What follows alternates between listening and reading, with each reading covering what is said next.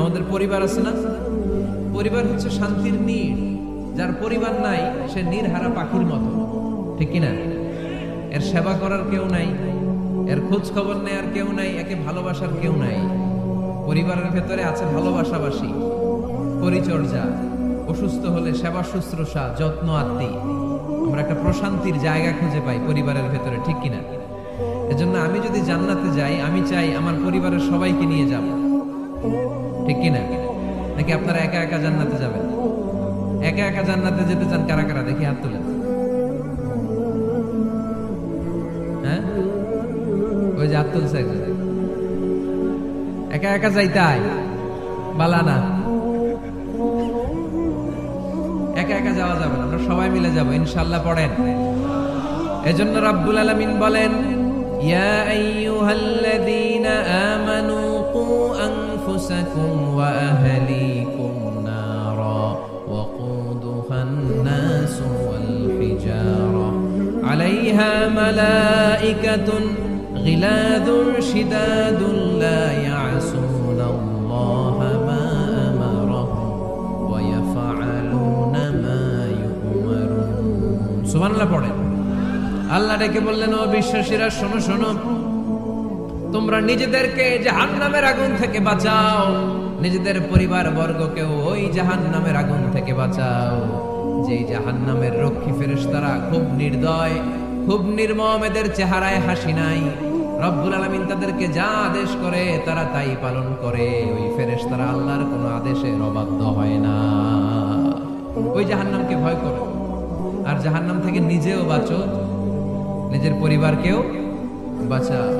নিজেও বাঁচতে হবে, পরিবারকেও বাঁচাতে হবে। নিজেও জান্নাতে যেতে চাই, আব্বা আম্মা স্ত্রী সন্তান ভাই বোন সবাইকে নিয়ে জান্নাতুল ফেরদাউসে থাকতে চাই, ঠিক কি না? এজন্য রব্বুল আলামিন বিশ্বনবীকে আদেশ করলেন, ওয়া'মুর আহলাকা বিস-সালাতি ওয়াসতাবির আলাইহা। ও নবী, আপনি আপনার ফ্যামিলির সদস্যদেরকে সালাতের আদেশ করেন এবং নিজেও সালাত পালনে সচেষ্ট হন। একা একা সালাত পালন করলে হবে না, আপনার পরিবারের সবাইকে আপনি মুসল্লি বানান। নিজেও সালাত পড়েন, সন্তানদেরকেও সালাত কায়েমকারী বানান। আপনি একা একা নামাজ পড়েন, আপনার ছেলে নামাজ পড়ে না, এরকম আছে না নাই? বাবা নামাজ পড়ে, মা নামাজ পড়ে না, আছে না নাই? ভাই নামাজ পড়ে, বোন নামাজ পড়ে না, আছে না নাই? আচ্ছা, আমি জান্নাতে থাকবো, আমার মা থাকবে জাহান্নামে, এটা ভালো লাগবে? আমি থাকবো জান্নাতে, আমার আব্বা জাহান্নামে, ভালো লাগবে কার কার? আমি থাকবো জান্নাতে, আমার ছেলে মেয়েগুলো জাহান্নামে।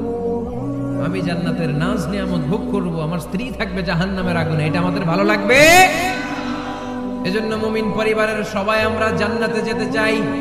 আমিও যাব, মা বাবাও যাবে, আমার স্ত্রী সন্তানরাও যাবে। এজন্য রব্বুল আলামিন বিশ্বনবীকে বললেন, নবী নিজেও জাহান্নামের আগুন থেকে বাঁচেন, আপনার পরিবার বর্গকেও জাহান্নামের আগুন থেকে বাঁচান। নিজেও বাঁচেন, পরিবারকেও বাঁচান। এজন্য মুসল্লি ভাইরা সাবধান, একা মুসল্লি হয় না। ইসলাম পালনকারীরা সাবধান, একা ইসলাম পালনকারী হবেন না। ফ্যামিলির সবাইরে মুসল্লি বানাইতে হবে, সবাই মিলে ইসলাম পালন করতে হবে, সবাই মিলে ঘরটার একটা জান্নাতের টুকরা বানাতে হবে, ঠিক কি না? মুমিন জীবনে পরিবারের গুরুত্ব অনেক বেশি। ফ্যামিলি হচ্ছে এই পৃথিবীর সর্বপ্রথম ইনস্টিটিউশন, প্রতিষ্ঠান। এক একটা পরিবার এক একটা কি প্রতিষ্ঠান, ইনস্টিটিউশন। গোটা বিশ্বে যদি ইসলাম পালন নিষিদ্ধ হয়, আমার পরিবারে আমার ইসলাম পালনের সুযোগ আছে না নাই? কথা কি বুঝতেছেন? বাংলাদেশে ইসলাম পালন নিষিদ্ধ করে দেয়া হলো, মসজিদে যাওয়া নিষিদ্ধ করে দেয়া হলো, তাফসীর মাহফিল নিষিদ্ধ করে দেয়া হলো, জুমার খুতবা নিষিদ্ধ করা হলো, ইসলামের সব অনুশাসন পালনকে রাষ্ট্রীয়ভাবে নিষিদ্ধ করা হলো। কিন্তু আমার পরিবারের ভেতরে ইসলাম পালনের সুযোগ আছে না নাই? আমার বেডরুমের ভিতরে কেউ নিষিদ্ধ করতে পারবে কিছু? কথা বলেন। এজন্য গোটা বিশ্বেও যদি ইসলাম পালন নিষিদ্ধ হয়, আমার পরিবারে ইসলাম পালনের সুযোগ আছে না নাই? এজন্য পরিবার অনেক গুরুত্বপূর্ণ। মুমিন পরিবার এটা আল্লাহর পক্ষ থেকে নেয়ামত। আর মুমিন পরিবারে ভালোবাসার ভিত্তি হচ্ছে ঈমান। মুমিন না হলে মুমিন পরিবারের সদস্য হওয়া যায় না। নূহ আলাইহিস সালাম আল্লাহরে বললেন, আল্লাহ এই মহাপ্লাবনে আপনি আমার ছেলেকে মারবেন না। ইন্নাহু মিন ইবনি, নিশ্চয়ই এই ছেলেটা সে আমার সন্তান, আমার ঔরসজাত। আল্লাহ বললেন, না নূহ, তুমি ভুল বলেছো, সে তোমার সন্তান নয়। ঔরসজাত হলেই সন্তান হয় না, ঈমান আনা লাগে। চিল্লায় বলেন ঠিক কি না? নূহ আলাইহিস সালামের এই মহাপ্লাবন নূহ আলাইহিস সালামের সন্তান কানাআনকে রক্ষা করতে পারে নাই। এজন্য মুমিন পরিবারের ভালোবাসার ভিত্তি হচ্ছে ঈমান। আওয়াজ করে বলতে হবে, বিশ্বাসীদের পরিবারের ভালোবাসার ভিত্তি কি? আরো জোরে বলেন, ভিত্তি কি? ঈমান। এজন্য আমাদের পরিবারগুলো আমাদের জন্য রহমত, আমাদের পরিবারগুলো আমাদের জন্য আল্লাহ তাআলার পক্ষ থেকে মার্সি, ব্লেসিংস এন্ড বাউন্টিজ। এই পরিবারের বন্ধন যেন কখনো নষ্ট না হয়, আমরা যেন পারিবারিক সম্প্রীতি ভালোবাসা কখনো নষ্ট না করি। এখন ওয়েস্টের ধাক্কায়, পাশ্চাত্যের কালচারের ধাক্কায় আমাদের পরিবারগুলো নষ্ট হতে শুরু করেছে, ঠিক কিনা? আপনি খেয়াল করে দেখবেন, পাশ্চাত্যে এখন পরিবারগুলোর খুব মারাত্মক অবস্থা, ভঙ্গুর পারিবারিক ব্যবস্থা। এদের পরিবার টেকে না, এরা তো বিয়েই করে না। এরা বিয়ের চেয়ে বেশি পছন্দ করে লিভ টুগেদার। আছে না নাই? বিয়ে করে না, লিভ টুগেদার পছন্দ করে, ফ্রি সেক্স, অবাধ যৌনাচার, হোমোসেক্সুয়ালিটি, সমকামিতা, ছেলেতে ছেলেতে বিয়ে, মেয়েতে মেয়েতে বিয়ে। বিয়ে যাক দু একটা হয়, এগুলো 6 মাস 1 বছরের বেশি টিকে না। ডিভোর্সের সংখ্যা বেশি, ভ্রূণ পাপ, সন্তান হত্যা করার সংখ্যা বেশি, সুইসাইডের সংখ্যাও বেশি, ঠিক কিনা?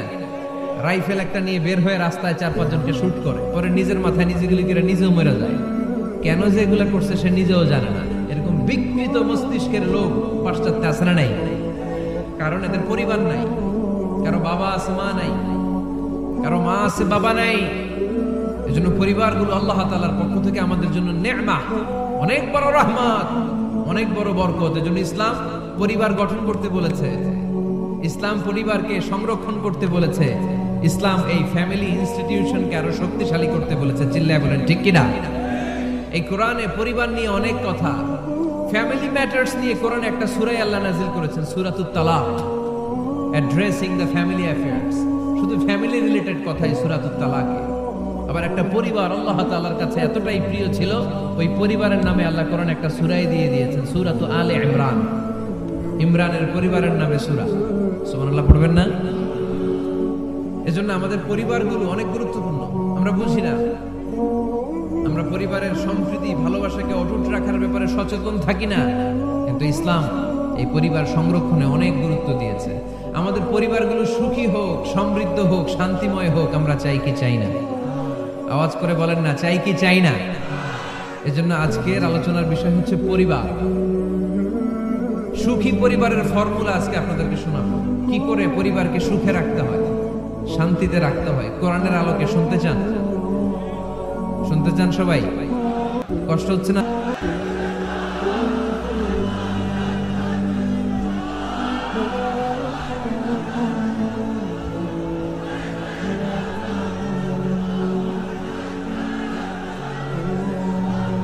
মাশাআল্লাহ।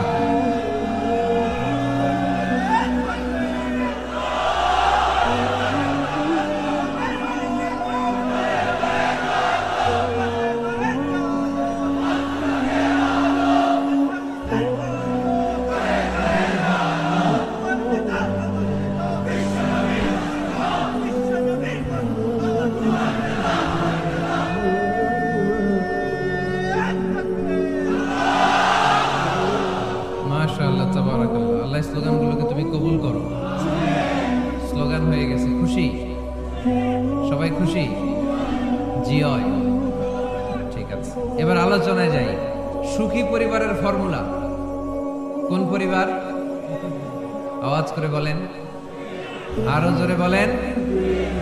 সুখী পরিবারের ফর্মুলা কোরআন সুন্নাহর আলোকে আজকে আমরা এটা জেনে যাব, কি করলে আমাদের ফ্যামিলিগুলো সুখী হবে, সমৃদ্ধ হবে।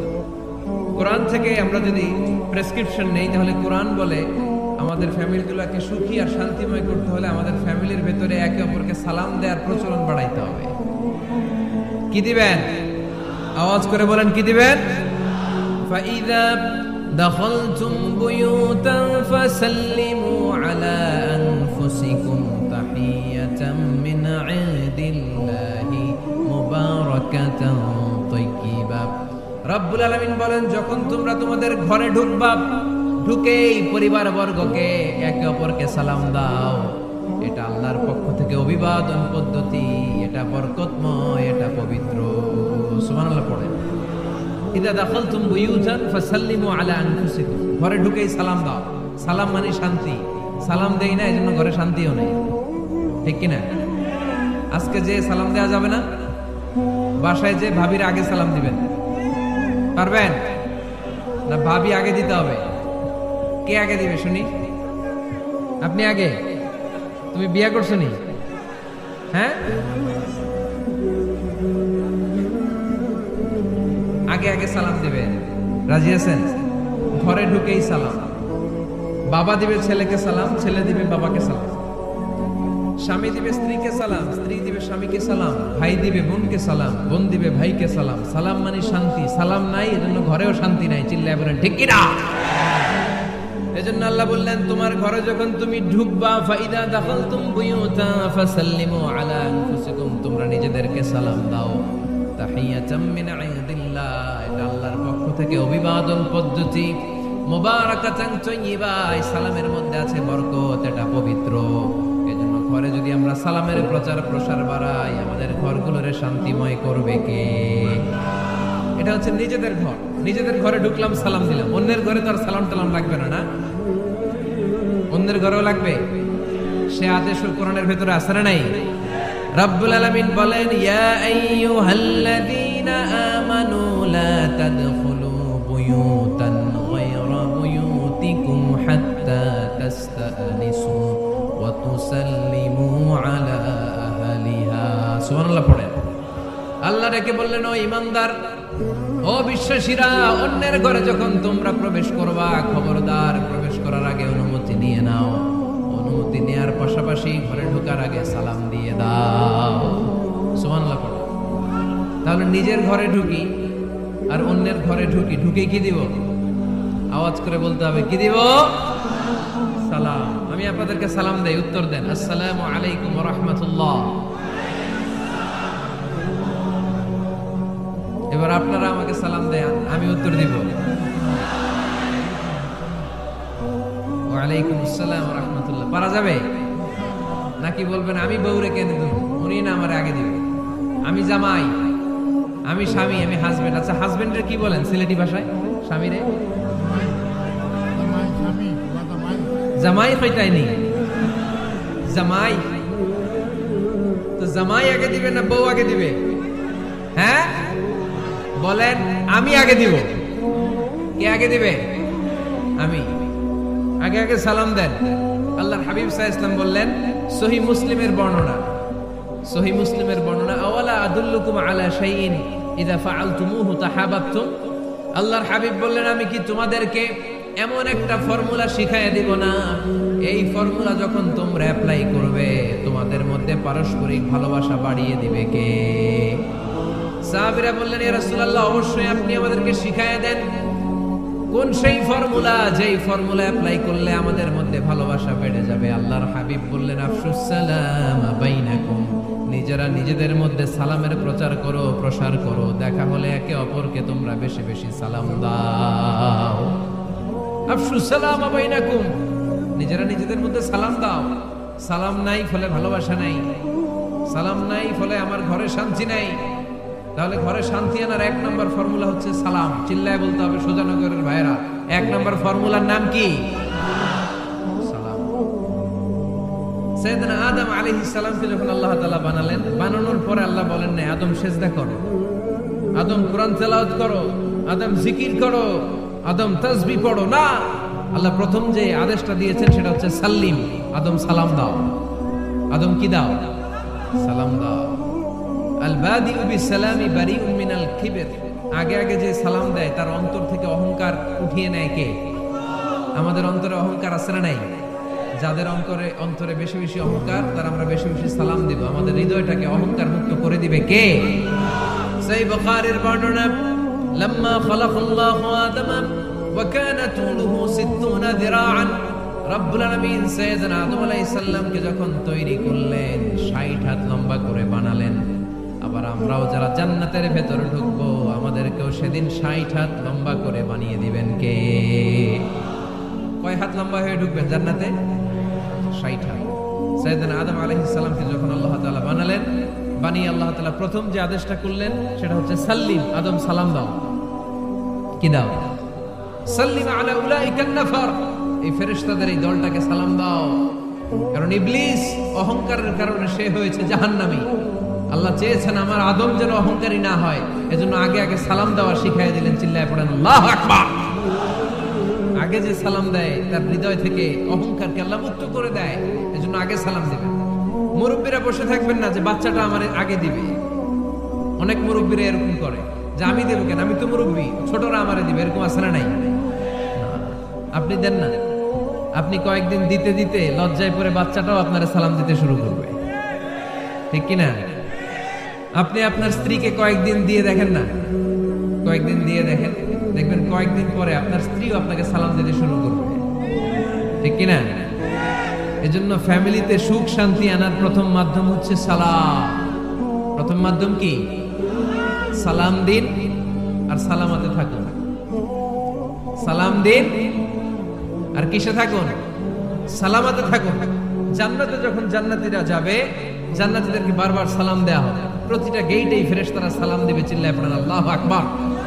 ফেরেশতারা বলবে সালামুন আলাইকুম তিবতুম ফাদখুলুহা খালিদিন। ও জান্নাতীরা আসেন, বসেন, আল্লাহর পক্ষ থেকে আপনাদের জন্য সালাম। ওয়া তাহিয়াতুহুম ফিহা সালাম। জান্নাতের অভিবাদন পদ্ধতির নাম হচ্ছে সালাম। জান্নাতীরাও একে অপরকে সালাম দিবে। সুবহানাল্লাহ পড়েন। জান্নাতে ঢুকলেই সালাম, জান্নাতে বসলেই সালাম, জান্নাতে একে অপরের সাথে দেখা হলেই সালাম।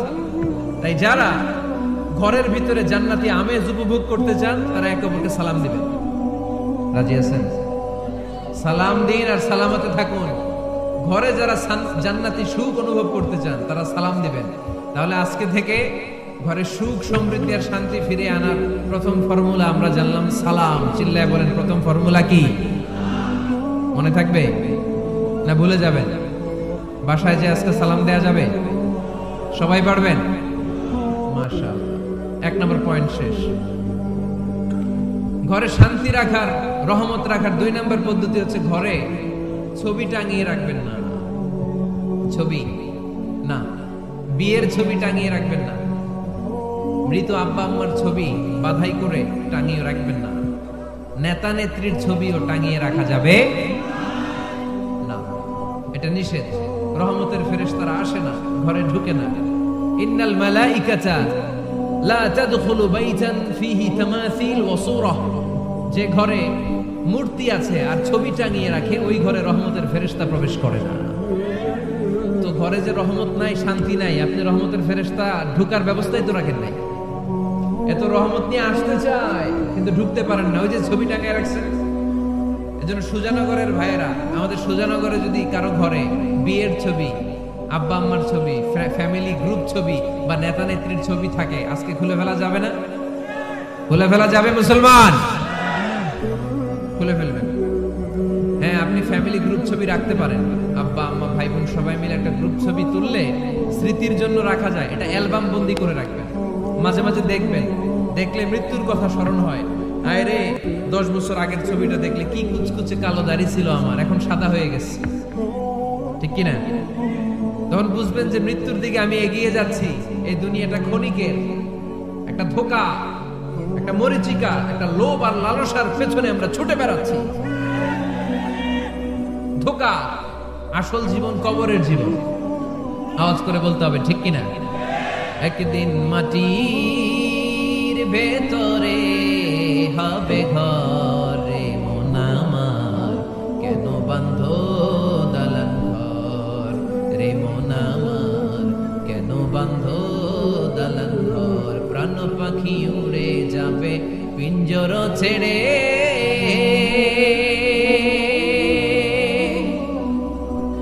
ধরা ধামে সবই রবে, তুমি যাবে চলে।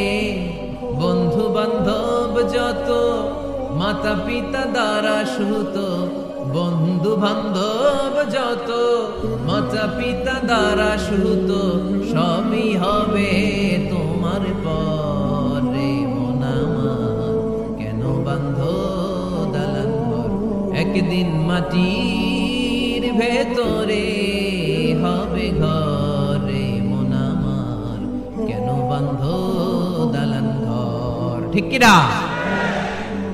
পুরাতন ছবির অ্যালবামগুলো খুললে মৃত্যুর কথা স্মরণ হয়। আহা, দাদা পাশে বসা ছিল, আজকে দাদা নাই। নানারা নিয়ে একটা ছবি তুলে অ্যালবামে রাখছিলাম, আজকে নানা নাই। বাবার সাথে ছবি ছিল, আজ বাবা নাই। মৃত্যুর কথা স্মরণ আছে না নাই?